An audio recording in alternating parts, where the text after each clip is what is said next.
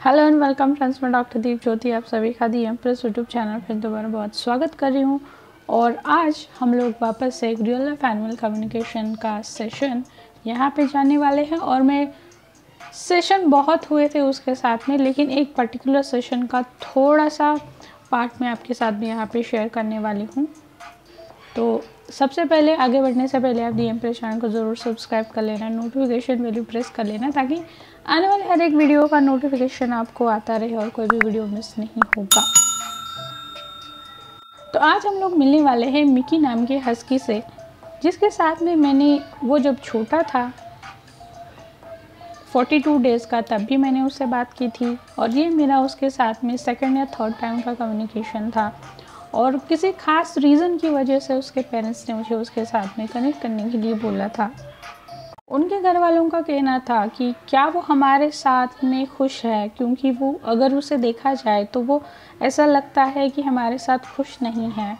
एक तो रीज़न ये था। दूसरा रीज़न ये था कि उसने 2 दिन पहले ही बेड पे ऊपर चढ़ के पॉटी कर दी थी। अब पता नहीं उसने पहले ही बार ऐसा किया था, इसके पहले ऐसा कभी नहीं हुआ। और ना ही इसके पहले वाला जो हस्की था उसने भी ऐसा कभी नहीं किया था। और बहुत बार मिकी जो है वो घर की चीज़ें इधर उधर लेके घूमता है, यानी शांत नहीं है। उसके पेरेंट्स ने मुझे और भी बहुत सारे क्वेश्चंस दिए थे, लेकिन यहाँ पे मैं कुछ चुनिंदा आपके साथ में शेयर कर रही हूँ, नहीं तो वीडियो बहुत लंबा हो जाएगा। तो इस वीडियो से आपको पता लगेगा कि अगर आपका पेट उसकी हेल्थ में कुछ इश्यूज़ है तो वो किस तरीके से बताएगा, या फिर अगर उसे कुछ परेशानी है, कुछ दिक्कत हो रही है तो वो किस तरीके से बताता है। हम लोग उनकी एनर्जीज़ कैसे सेंस करते हैं या फील करते हैं, वो सब कुछ आपको इस वीडियो के माध्यम से पता चलेगा। इसके साथ ही साथ एक और उनका पर्सपेक्टिव भी पता लगेगा। जैसे कि मैंने मिकी से पहले भी कनेक्ट किया हुआ था, तो उसने मुझे पहचान लिया। और जैसे मैंने उसे कनेक्ट किया, उसने मुझे विजुअल्स दिखाना शुरू कर दिया। यानी जैसे ही हम लोग कनेक्ट हुए तो वो गैलरी में चला गया, बेड पे चल रहा है, इधर उधर घूम रहा है।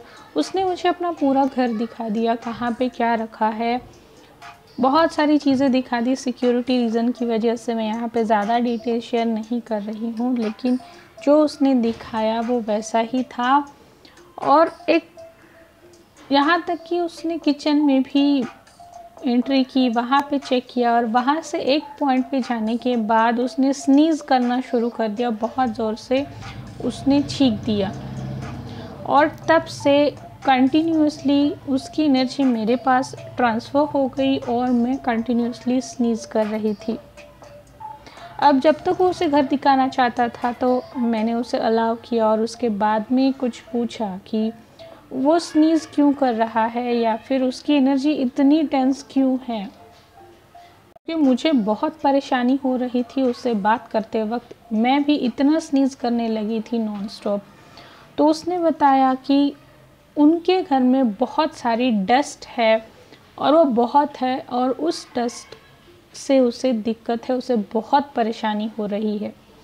जिस तरीके से मैं परेशान हो रही थी तो मैं समझ सकती थी कि उसे कितना दर्द हो रहा होगा, वो कितना बर्दाश्त कर रहा होगा उस डस्ट से। दूसरा रीज़न उसे पूछा गया, जो उनका क्वेश्चन था कि उन्होंने मुझे बताया था कि 2 दिन पहले उसने बेड पे ऊपर जाके पॉटी कर दी थी, और उस वजह से उन्होंने उसे डांटा भी था। तो उसका रीज़न उसने ये बताया, जैसे मैंने पहले भी उसे कम्युनिकेट किया था तो उसने बताया कि मैंने पहले भी बताया था कि मुझे घर हमेशा साफ़ सुथरा चाहिए, हमेशा अरेंज चाहिए, डस्ट नहीं चाहिए घर में। लेकिन यहाँ पे वो मेंटेन नहीं होता है, मुझे बहुत गंदा लगता है, इसीलिए मैंने वैसा किया। और इसका दूसरा रीज़न उसने ये भी बताया कि उसका डाइजेशन सही नहीं है और चेकअप की ज़रूरत है। तो ये दोनों चीज़ें वो उस माध्यम से बताना चाहता था। अब उनका एक और इम्पॉर्टेंट क्वेश्चन ये था कि क्या वो हमारे साथ में खुश है, क्योंकि जब देखो ऐसे लगता है नाराज़ अकेला बैठा हुआ है और चेहरे से वैसा ही दिखता है। तो उसने बोला ऐसा तो कुछ नहीं है, मैं खुश हूँ, सिर्फ मुझे ये डस्ट और साफ़ सफाई से ज़्यादा मुझे कंसर्न है, सिर्फ इतना ही है। और उसने मुझे बोला कि क्या मैं सुंदर दिखता हूँ? तो मैंने बताया कि हाँ, हस्कीज़ तो बहुत सुंदर दिखते हैं। तो यहाँ पे वो सरप्राइज़ हो गया और बोला कि क्या मैं हस्की हूँ? उसने मुझे ही क्वेश्चन पूछा कि क्या मैं हस्की हूँ? तो मैंने बोला हाँ, तुम हस्की ही हो। तो उसने बोला कि नहीं, मुझे तो लगता है कि मैं तो एक जर्मन शेफर्ड हूँ। मैंने वापस उसे कंफर्म किया कि नहीं, जर्मन शेफर्ड नहीं, तुम हस्की हो। और सारे हस्कीज़ बहुत सुंदर दिखते हैं उनकी कलर कॉम्बिनेशंस की वजह से। तो यहाँ पे उसका परसेप्शन आप देख सकते हैं कि उसे लगता था कि वो एक जर्मन शेफर्ड है, जबकि रियल में वो एक हस्की था।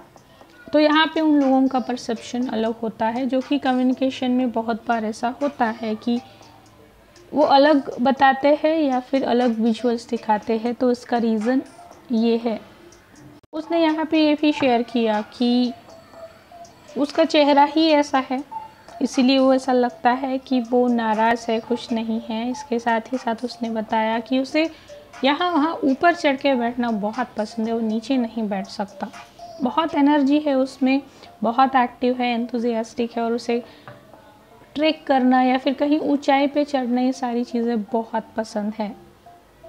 इस वजह से वो इधर उधर हमेशा चढ़ता रहता है और कुछ ना कुछ गिराना है, कुछ ना कुछ ख़राब करना है, ऐसी उसकी आदत है।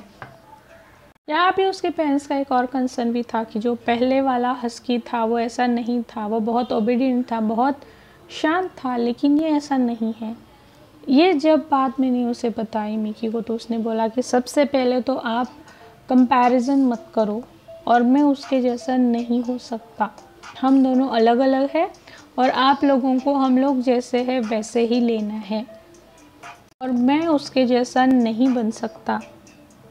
यहाँ तक तो आपको काफ़ी सारी चीज़ें पता चल गई होगी कि उनका परसेप्शन क्या होता है, या फिर अपनी हेल्थ के बारे में, या फिर अगर उनको कुछ बताना है तो वो किस तरीके से बताते हैं। लेकिन यहाँ से आगे एक और चीज़ मैं आपको यहाँ पे ऐड करना चाहूँगी कि जैसे ही वो स्नीज़ करना शुरू कर दिया, छींकना शुरू कर दिया था, तो उसकी एनर्जी इतनी हेवी थी, वो मुझ पर इतना असर कर गई कि कम्युनिकेशन होने के बाद में मैं कुछ डेटा नहीं बना सकी, यानी जो कुछ कॉन्वर्सेशन हुआ था उसे मैं टाइप भी नहीं कर सकी।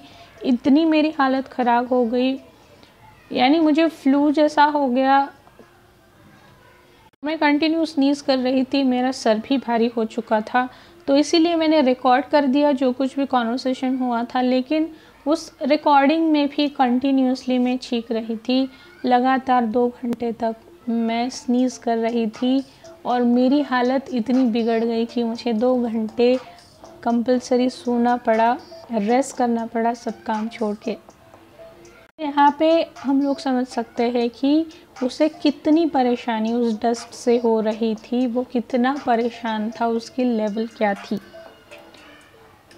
तो मुझे आशा है फ्रेंड्स कि आप लोगों को इस छोटे वीडियो के माध्यम से बहुत सारी इन्फॉर्मेशन मिली होगी कि हमारे पेट्स किस तरीके से कम्युनिकेट करते हैं, वो उनका बताने का तरीका कैसे होता है, वो कौन सा तरीका इस्तेमाल करते हैं, या फिर उनको जो परेशानी हो रही है वो हम लोगों पे कैसे असर करती है, यानी कम्युनिकेटर्स पे कैसे असर करती है।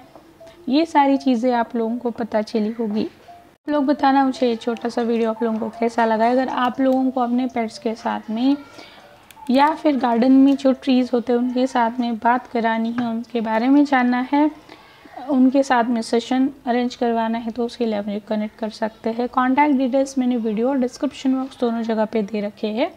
और अगर इसके अलावा कोई और स्पिरिचुअल या फिर साइकोलॉजिकल सर्विस आप लेना चाहते हैं, आप लोगों को ज़रूरत है, तो उसके लिए भी कनेक्ट कर सकते हैं। मेरा फेसबुक पेज भी है, दी एम्प्रेस इसी नाम का है, तो आप वहाँ पे भी लाइक और फॉलो कर सकते हैं। वहाँ पे मैं डेली अपडेट्स डालती रहती हूँ। इसके साथ ही साथ मैं वीकली लाइव आती हूँ और बहुत सारा knowledge, free tarot card reading जैसे बहुत सारे एक्टिविटीज़ वहाँ पे होती है, तो आप वो भी ज़रूर फॉलो कर लेना और दी एम्प्रेस यूट्यूब चैनल को भी सब्सक्राइब ज़रूर कर लेना और नोटिफिकेशन बेल भी प्रेस कर लेना। तो मैं आऊँगी और कुछ नया वाला लेके ऐसे ही।